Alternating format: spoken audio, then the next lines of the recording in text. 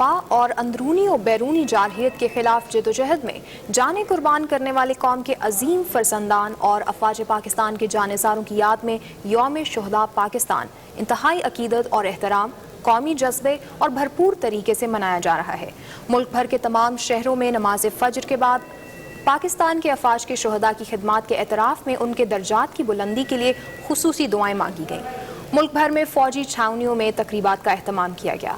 سب سے بڑی تقریب GHQ راولپنڈی میں ہو رہی ہے۔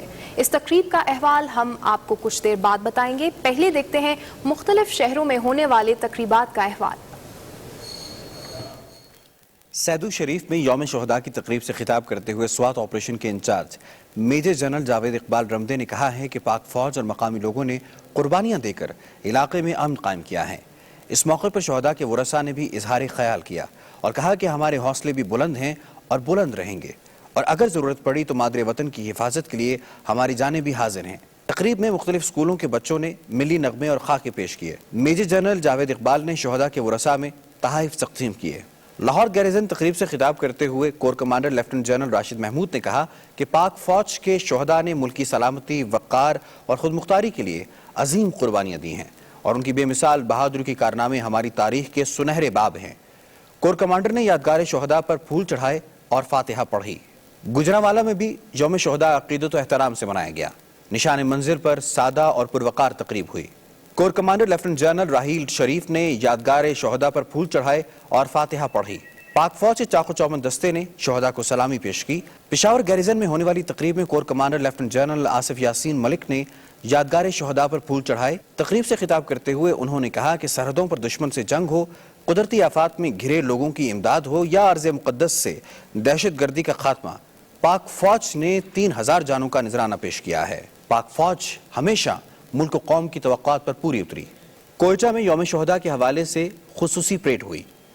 Commander southern command lieutenant general Javed جا مہمان خصوصی تھے۔ انہوں نے یادگار شہداء پر پھول چڑھائے اور فاتحہ پڑھی۔ سینئر فوجی اور سول افسر اور شہداء کے لواحقین اس موقع پر موجود تھے۔ مہمان خصوصی نے کہا کہ قوم کے سپوتوں نے شہادت کے منصب پر فائز ہو کر نہ صرف اسلاف کی تاریخی روایات کو زندہ رکھا بلکہ بدر و حنین کی یاد بھی تازہ کر دی۔ اکاڑا کینٹ میں یوم شہداء کے موقع پر پرچم کشائی کی تقریب ہوئی۔ General officer commanding major general Abid Hussain نے یادگار شہداء پر پھول چڑھائے۔ اس موقع پر تقریب سے خطاب کرتے ہوئے GOC نے کہا کہ پاک فوج کی جرت، بہادری اور ایثار کی داستانیں ہم سب کے لیے مشعل راہ ہیں، اور 30 اپریل کا دن ہمارے لیے سنگ میل کی حیثیت رکھتا ہے۔ GOC Pano Aqil major general نصر اللہ ڈوگر نے پنو عاقل میں چھاونی میں شہداء کی یادگار پر پھولوں کی چادر چڑھائی۔ اس موقع پر انہوں نے کہا کہ پاک فوج ملکی سرحدوں کی حفاظت کے ساتھ ساتھ زلزلے اور سیلاب جیسی قدرتی آفات میں عوام کو ریلیف فراہم کرنے کے لیے سرگرم عمل رہی ہے۔ انہوں نے کہا کہ چھاونی میں شہداء ہیلپ ڈیسک قائم کر دی گئی ہے تاکہ شہداء کے بچوں کو مفت تعلیم سمیت تمام سہولتیں فراہم کی جا سکیں۔ تقریب کے اختتام پر لواحقین میں تحائف تقسیم کیے گئے۔ آرٹلری سینٹر اٹک میں یوم شہداء کی تقریب ہوئی۔ کمانڈنٹ بریگیڈیئر عامر مصطفیٰ نے شہداء کی قبروں پر پھول چڑھائے اور فاتحہ پڑھی۔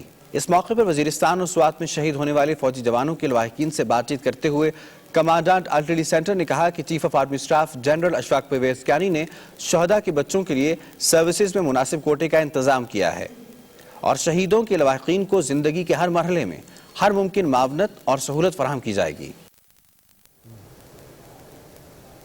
یوم شہداء پر اپنے پیغام میں وفاقی وزیر داخلہ رحمان